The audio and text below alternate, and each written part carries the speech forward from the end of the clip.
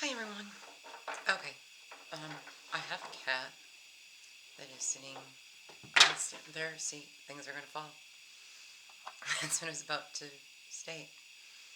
Is when the cat gets to the top of the entertainment stand, he just starts knocking everything I have up there off. So we're gonna chance it and see if I get hit in the head.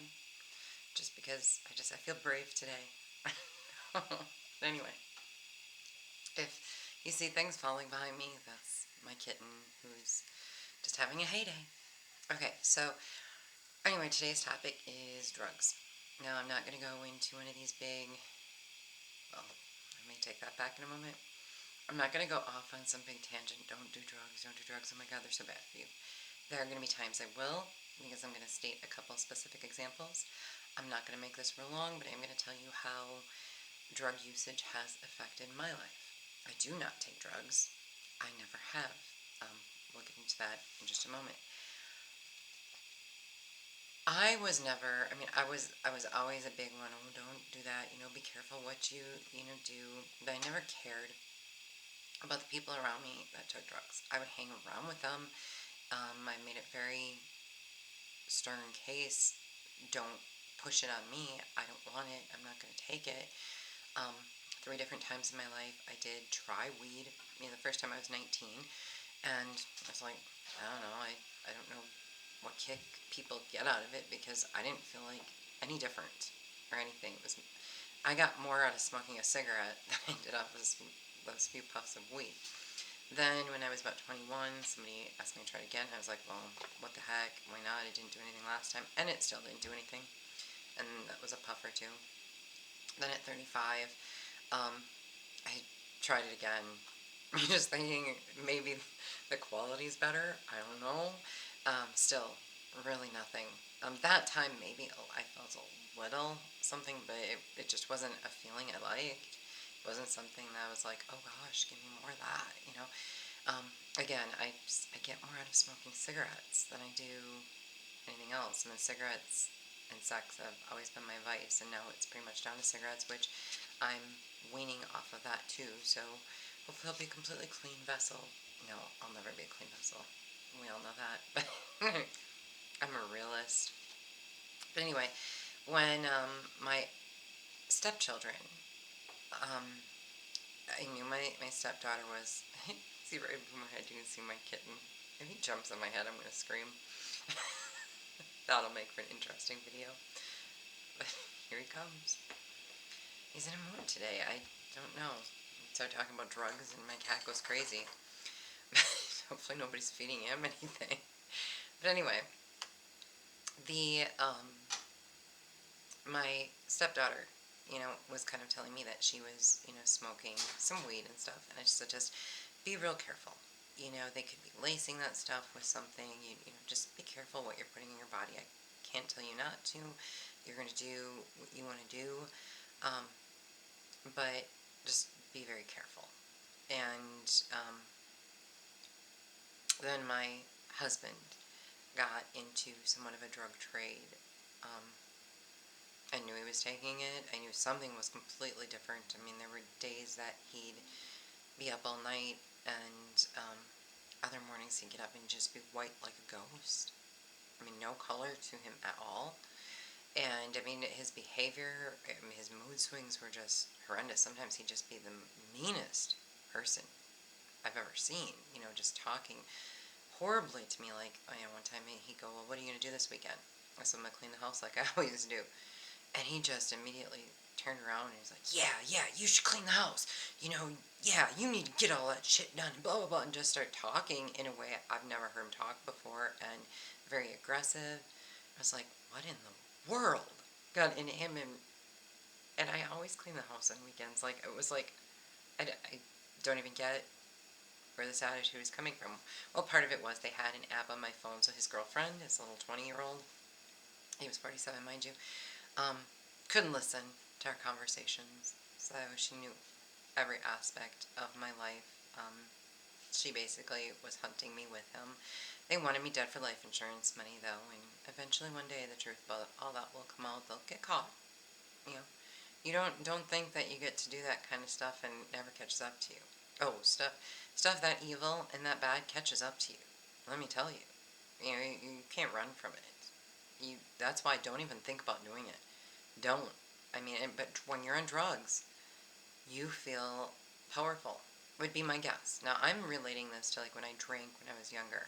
Um, I felt like Superwoman when I drank, like the most courageous person in the world. And so I would imagine when you're in drugs, especially since that's mind altering to an even deeper level than alcohol, that you really think you can accomplish and do all kinds of things that, I mean, you lose your morals and your ethics completely. Alcohol, drugs, all of that. And then of course, they say, well, don't drink, biblically.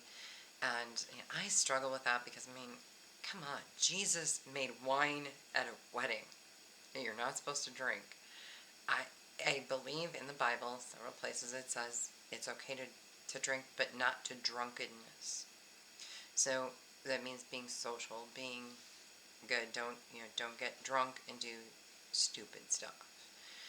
So since drugs aren't really mentioned in the Bible, I feel the same way about that. For example, weed, I know a lot of people. I might be the only human being on earth that doesn't smoke weed, okay? And I won't try it again because it was pointless. The 3 times I did was completely pointless, so I'm not going to do it again. Um, there's some things that I think are okay to a certain level. However, you start getting into um, cocaine and crack and meth, and we can see the progression and how drugs kind of hit the streets. Um, just starting with cocaine, and this stuff is still around, but now we're up to meth. Now, I don't know much about drugs, but at one point I had worked in a building that we shared with the Department of Justice. And when they moved out of that building, they left behind a pamphlet that had to do with meth. And of course, I was like, well, we'll have to give it back to them. The CEO of my company decided to destroy it, but whether he did or not, I don't know. I think he might be producing meth or gave it to somebody who could. I don't know what he did with it. I don't care. But anyway, it was really the first educational thing that I had ever seen on what meth actually is and how people change behaviors and what is all in the formula to make it. Now, I was stunned to when you learn what they put in the chemicals. It's all chemicals, people. It's all, I mean, battery acid, fingernail polish remover, acetone. I mean, I'm not even going to go because I don't want to list a bunch of stuff where people start going out purchasing stuff and start making meth. But, from what my big understanding is there's a drug that used to be available in over the counter that now they have to monitor because that's the main ingredient in there, and that's apparently what gives part of the high. But in order for that to be activated and all this other stuff to work, they have to put these chemicals in there. So you're adding all of these chemical metal in your body. Okay. Now, just when I was being poisoned, I had to try to figure out what he was putting in my food and drink and my body lotions that would be affecting me. I've narrowed it down to heavy metal poisoning. So something in there, because based on the reactions that I was having and the research that I've done, I do believe there was some type of ingredient that was a heavy metal that I was ingesting into my body that was affecting my organs. Now, heavy metals that are put in meth are poison. It's poison. It's legit poison. Those of you taking meth are literally out there committing suicide. And here's the thing: is people who are suicidal have to get mental health help, right? But when you pick up somebody who's taken meth, for some odd reason, that's not a mental health condition. People who are on drugs don't have mental health. I hate to tell you, but if you're taking drugs, you've got a mental health condition. You don't know how to cope with life. So you're taking a substance that alters your mind so that you can cope for even a small period of time. And when that wears off, you need more. You need more for two reasons. One, you've become addicted. The body feels it needs it, and the brain is telling you it needs it because all of a sudden you're feeling sick. Anyone who's like gone out on a drinking binge or had a great night in the bar that is hungover the next day and vomiting and whatever knows that the body's trying to heal itself. Okay, and that's why you're so sick. And however, if you pick up another beer and you drink it, you're going to start feeling a little bit better because now the body's not going through the withdrawal. So you're going through a withdrawal that your body is saying, hey, two things you can do. You can let the body work and heal from this withdrawal, or you can feed us more and then we don't have to feel this way. And that's how you basically become addicted to it because you're like, oh gosh, I feel like I'm going to die. And so you want more so that you don't feel like you're going to die. And I had one of the last guys that I dated, he was, I guess, big on painkillers. Now, again, God made me so different that I'm extremely unique. Okay? So many unique, I should do a video just on my unique qualities. Not having my first natural period till I was 45. I didn't hit puberty till I was 45. I had periods before that, but like normal, where my PCOS wasn't in that. There's a PCOS video coming out, so you'll understand what that is. I'm not going to explain it here. Interfered with it, and then all of a sudden, at 45, everything was cleared up. No longer had PCOS. I was just healed, cured from that. It's just that it's really, really weird how God works through me. And, this is one of those things too. When I had a surgery when I was younger, I had my tonsils taken out. And, well, I was a teenager, older. I think I was 19 at the time. But anyway, with painkillers there, I got severely sick. And then I was vomiting and, of course, pulling stitches in my throat. And at that time, we did not know it was the painkillers that was doing it. We really thought it was just an effect from the anesthesia. Later on, I had another surgery later in life, and I noticed when I took the painkillers after I got home, and it was supposed to be the right dosage for me. I thought for 24 hours I was going to die. I got severely sick, started running a fever, and then all of a sudden we thought maybe it's something from the surgery, better go to the doctor, and nothing was wrong. It was the painkillers.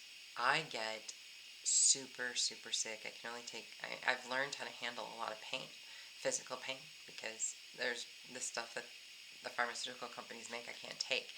At one point through one of my divorces, they tried giving me antidepressants. And there'll be a story on why I kept getting it refilled. I never took them. But, I took it for a few days, but I break out in hives from the main ingredient in antidepressants. So I can't take those. We've even tried, several different types. It's like, okay, I'm going to have to figure out the stuff going on in my head because I can't be depressed. I can't. There's no medication I can take for it. I have to heal myself, without counting on any pill or anything like that to ease my pain, so to speak. So when it's come to pain, God had made me unique that I must experience it. Physical, mental, emotional. There's no help except for me to get my head straight and my heart straight. I have to do that. I have to do it on my own. So is it possible to not take any of these medications? Absolutely. Whether you're depressed, bipolar, ADHD, I'm telling you what, all that stuff existed well before these medications were created in the last couple decades. People healed themselves. Okay? There are some natural herbs and stuff that you can take, and that's the beauty of it. I can take herbal supplements or create my own little herbal remedies and feel a lot better, and I'm not allergic to those. But I am allergic to something in the pharmaceuticals. So now that makes me wonder what they actually put in those pharmaceuticals that I can't take them. So that's okay. I just steer clear, and honestly, I feel a lot stronger. I feel better that I've learned coping mechanisms mentally within myself to be able to handle super stress situations to the point where I don't even have to use any coping mechanisms. I just learned how to cope with life, in a healthy way most of the time.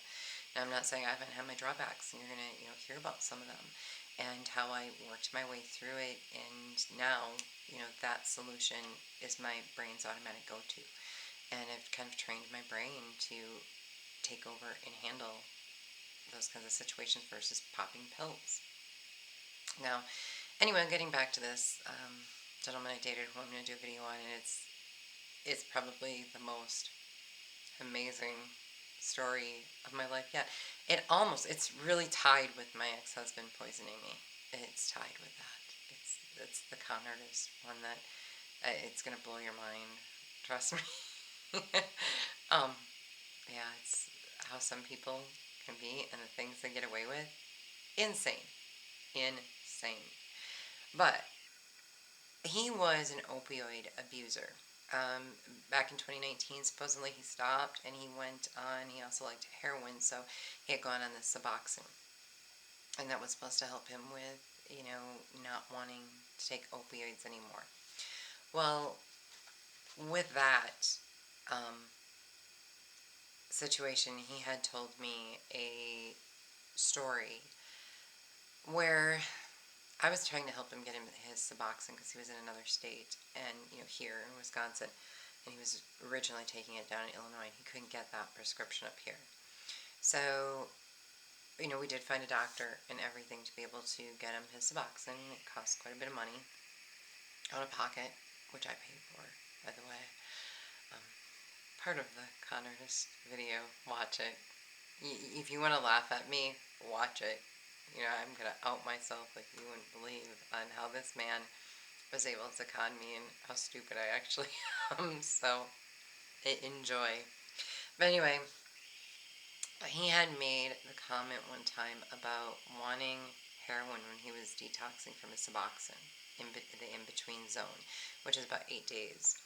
And in that comment, he stated that this ex-girlfriend that he had, no matter what, she would go get him drugs. One time they went to this trailer house or whatever, and they were sitting there with these three guys, and they weren't looking at him, and she was texting with them while they're sitting all in the same room, and she tells him he has to leave, and he knows, well, she's going to have sex with these guys to get these drugs that he needed because he was going through withdrawal, and she was doing this to get him stuff, what they called his medicine, to make him feel better because he was feeling horrible. And he goes, a good friend will go to those lengths for you to get you the drugs.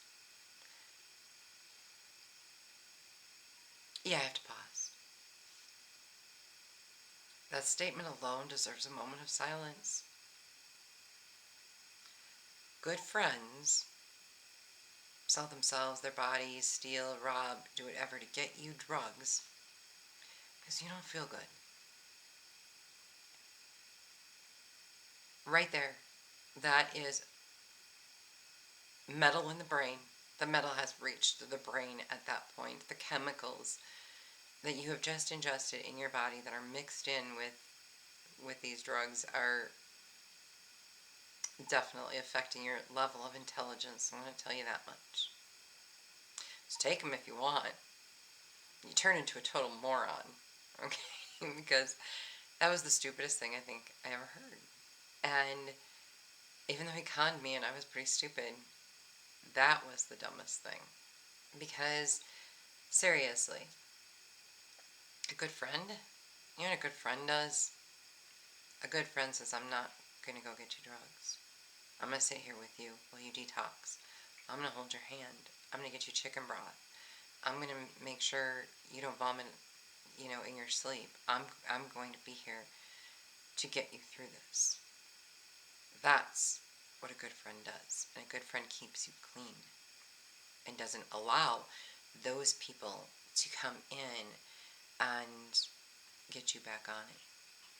Because I'll tell you what, it takes a lot more work to help that person go through withdrawal and detox than it does to go out and sleep with 3 men to get drugs. Yeah, I could do that and have that done in half an hour. No biggie. I don't have to have emotions. I don't have to feel anything. But when I'm watching this person seem like they're dying, begging and yelling at me and kind of tormenting me because they want their drugs and I won't give it to them, is I'm a good friend. I'm not going to take it personal. That takes a lot more. And a good friend is somebody who puts in a lot of effort. The little amount of effort it's going to take to go get those drugs, that's nothing compared to the person who's going to sit by your bedside, hold your hand, take all the abuse that you're going to throw at them when all they're trying to do is help you.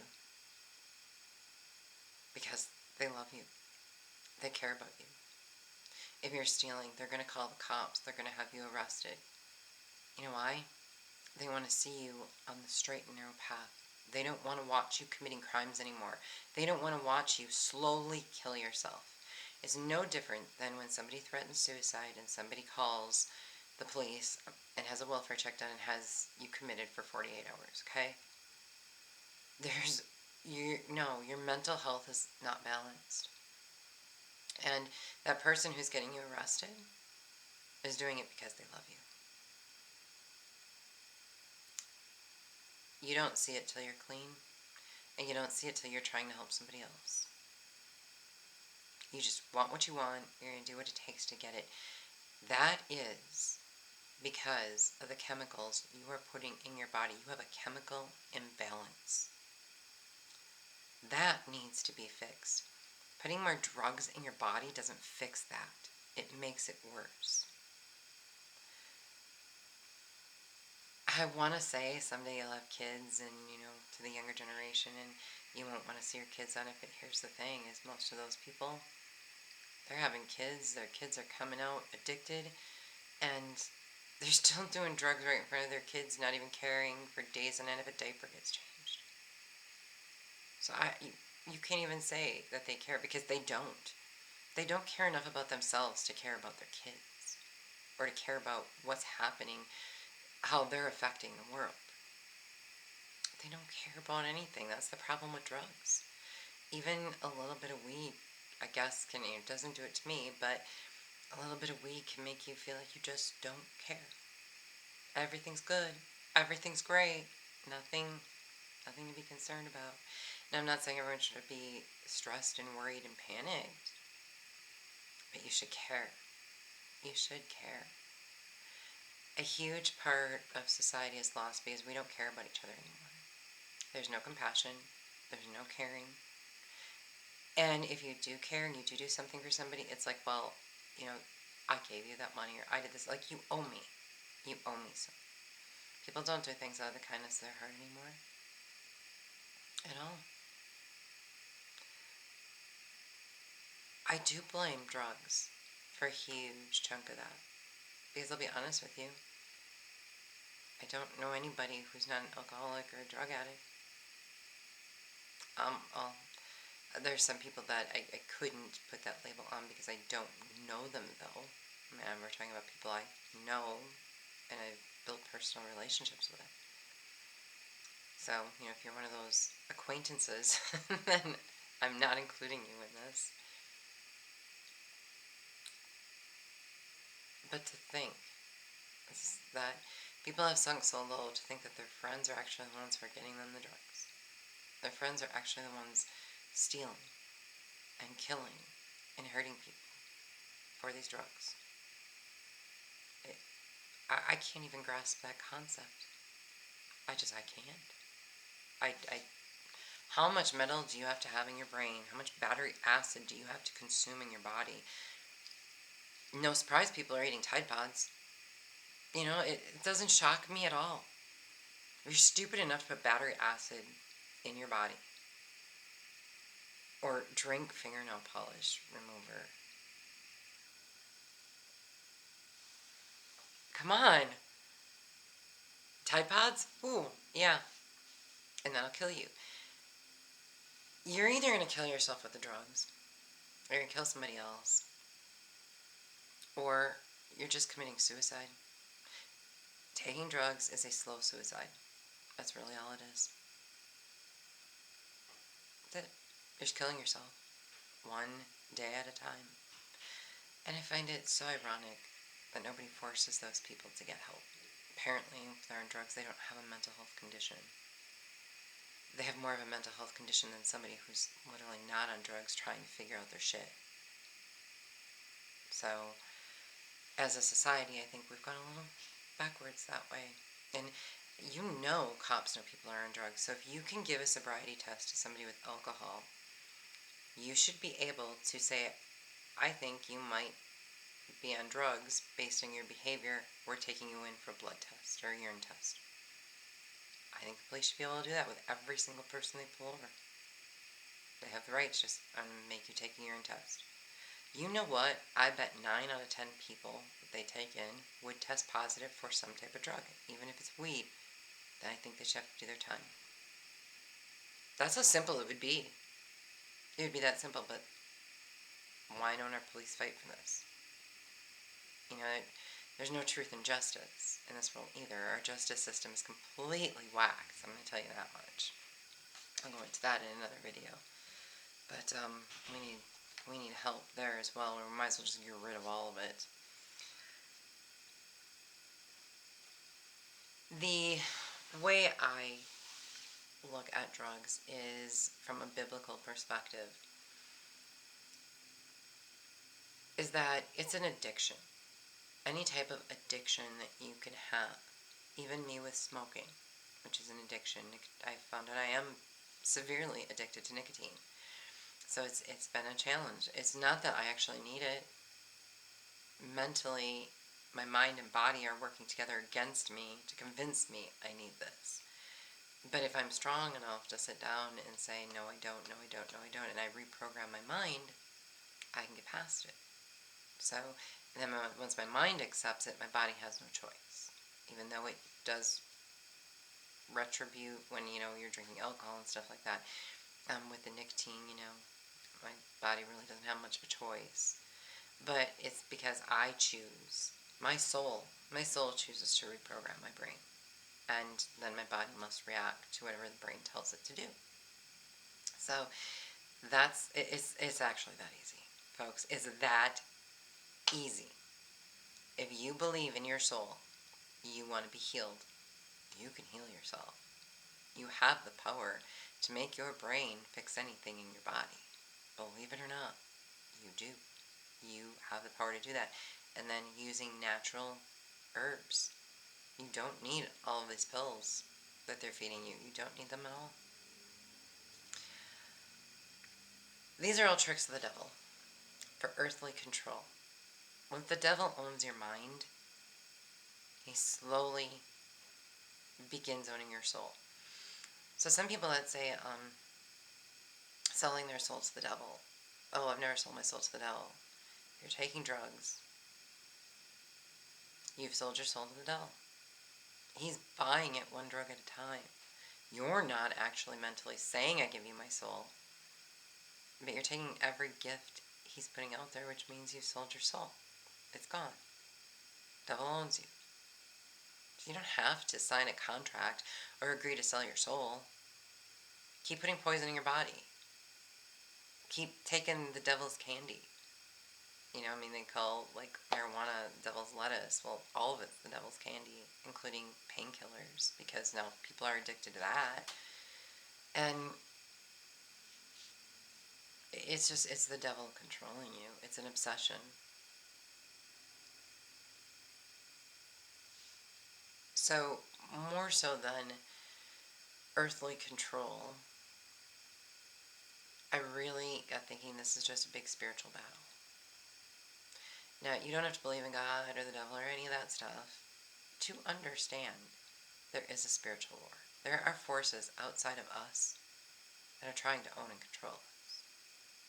Whether that be other people with power and control feeding you, how, they say teach kids not to take candy from strangers because that's how they got abducted. They may very well still do that. Drugs like meth and cocaine and all that kind of stuff,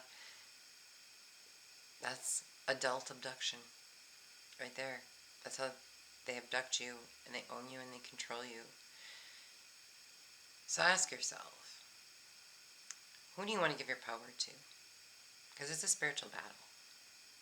You don't even have to say whether it's God or the devil that you're giving your power to. Who on earth are you giving your power to?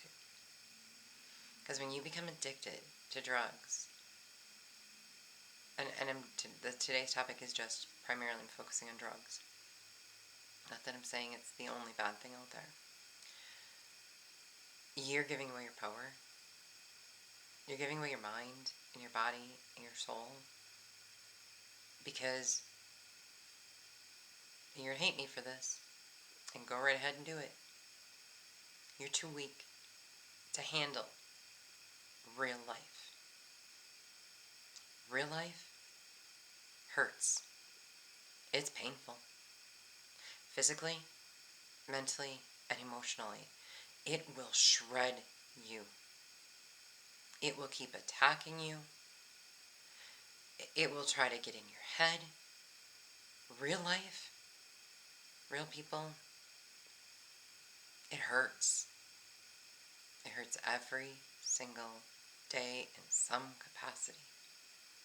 Whether you don't have enough time, or people are telling you you're not investing enough of yourself or money or something into something, or you don't know where you're going to get food from tomorrow, or your kids are crying and you're mentally losing your crap, and I could go on with thousands of things that everyone could probably relate to. Life hurts. Mentally, you're tormented every day. Only if you let those things get the best of you. And when you let them get the best of you, you start looking at alternative sources. For example, kids crying all day. We'll just put them in front of a TV. They'll be happy. You're not doing the right thing. Using the TV as babysitter, they're learning everything they shouldn't learn in the vast majority of cases. Especially if you're letting them watch TikTok or YouTube. You don't know what that next video is going to be about that they're watching and what they're learning influentially based on somebody else doing crazy crap. Okay, for example, all of a sudden the kid turns on the Jackass movies or Ridiculousness, and they see all of these, people, haha, we're laughing, they got hurt. And then they want to go out and do something like that because their little minds don't have the mental capacity to realize, no, they shouldn't have done that to begin with. That's why they got hurt. Instead, now you have all kinds of kids going, oh, well, if I do this and I make a video, I could, be virally famous. And I don't understand why everyone wants fame. Because I'm the last person that wants fame. Okay, I'm doing this not for me. Well, part of it is for me to get, some learning lessons of myself out here. But,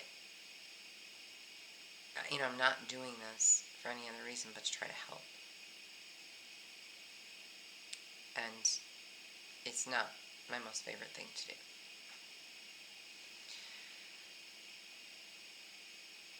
So as we can see, we've become very lazy because we can't deal with our pain.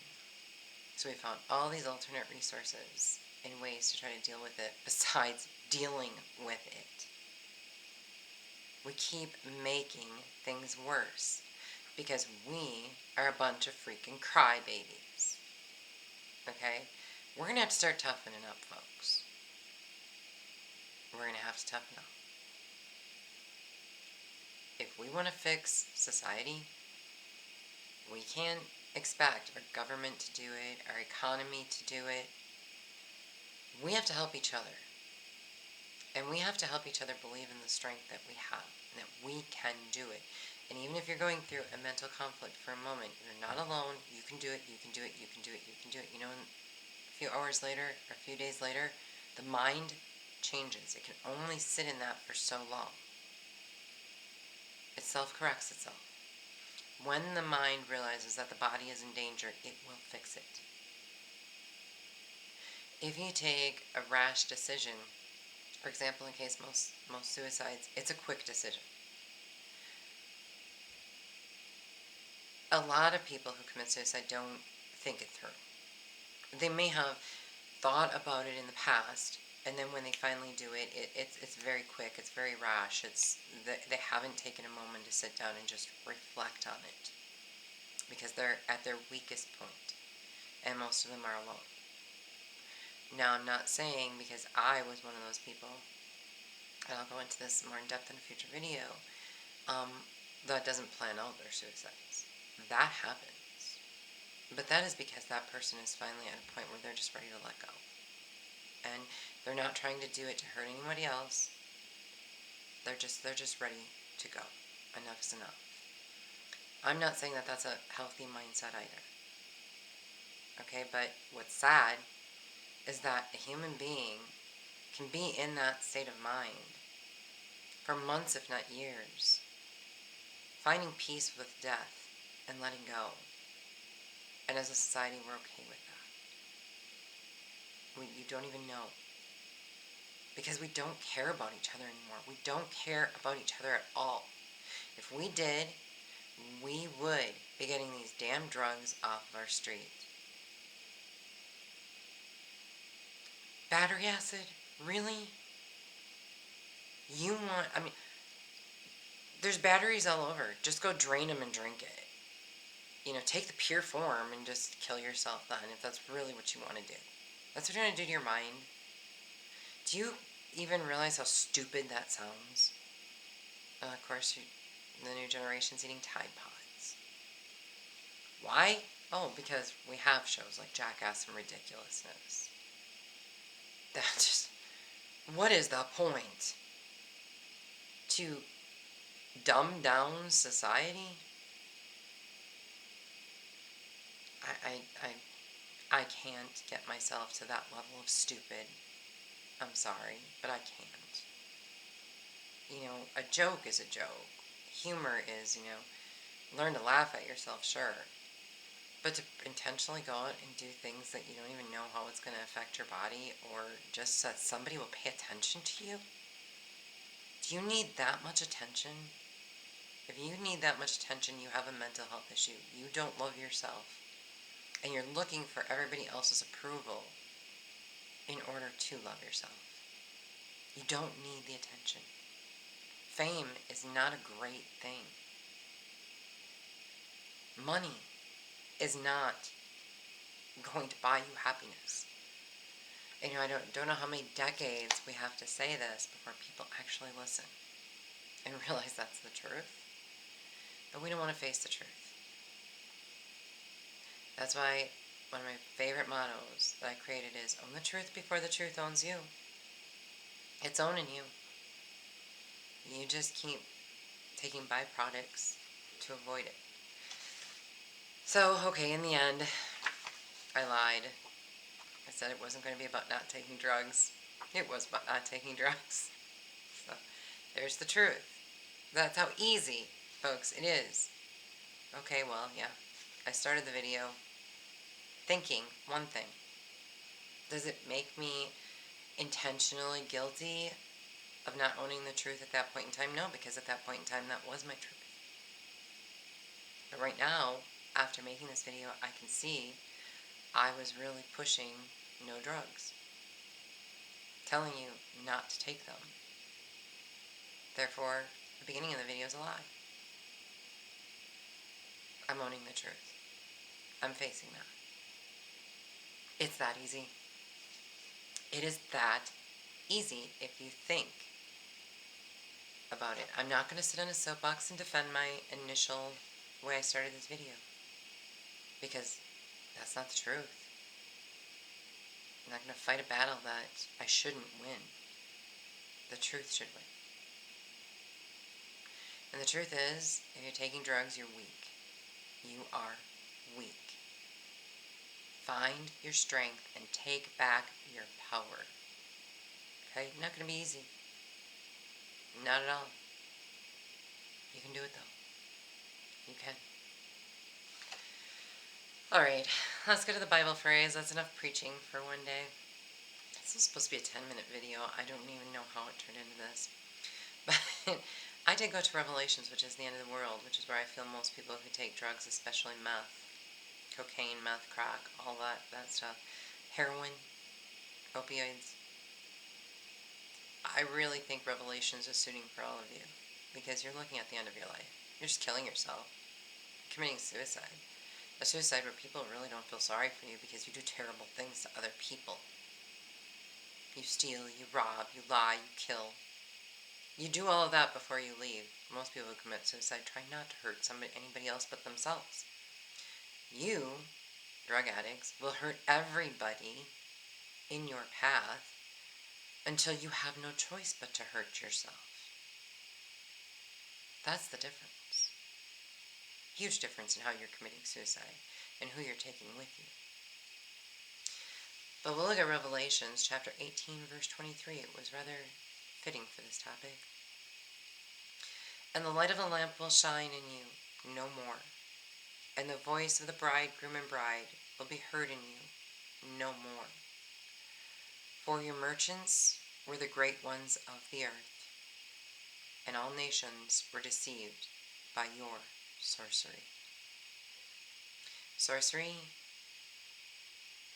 is the magic of illusion. Old-time sorcery was taking herbs and chemicals and mixing them together to make people see things they wouldn't otherwise see. Modern day drugs. Let's read this again. And the light of a lamp will shine in you no more. Your light goes out. Dark as can possibly be. And the voice of the bridegroom and bride will be heard in you no more. Love, unions, companionship. For your merchants were the great ones of the earth. Merchants, drug dealers, sellers, pimps. And all nations were deceived by your sorcery. It comes down to God doesn't even blame the drug dealers. He's saying right there it's going to be your fault. You. Don't look at who created it. Don't look at who sold it to you. You chose to take it. You are the sorcerer and the evil. You let the evil grow in you. You don't even own your soul anymore. You lose your soul completely. So next time you think about taking drugs, ask yourself, is today a good day to die? Am I at peace with that? Because that's what you're doing. And that could be the day. Find a good friend. Someone who's not going to let you sway. Bring back caring and compassion into the world and get off of the pharmaceuticals and the drugs. Make a difference in the world. You can. And once you do it, you can help somebody else do it. One person at a time. Let's push the drug dealers away. Let's get rid of them. If there's no demand for their product, they're going to stop selling. They're not going to invest the time and money in making it. And we can stop putting chemicals in our body that don't belong there. Alright. No, I only say this because I may not know you when you watch this video, but I love you. I love everybody. We all have a piece of good inside of us. It's whether or not we want to acknowledge it. And I acknowledge that you do. And you can make a difference. Alright, love you.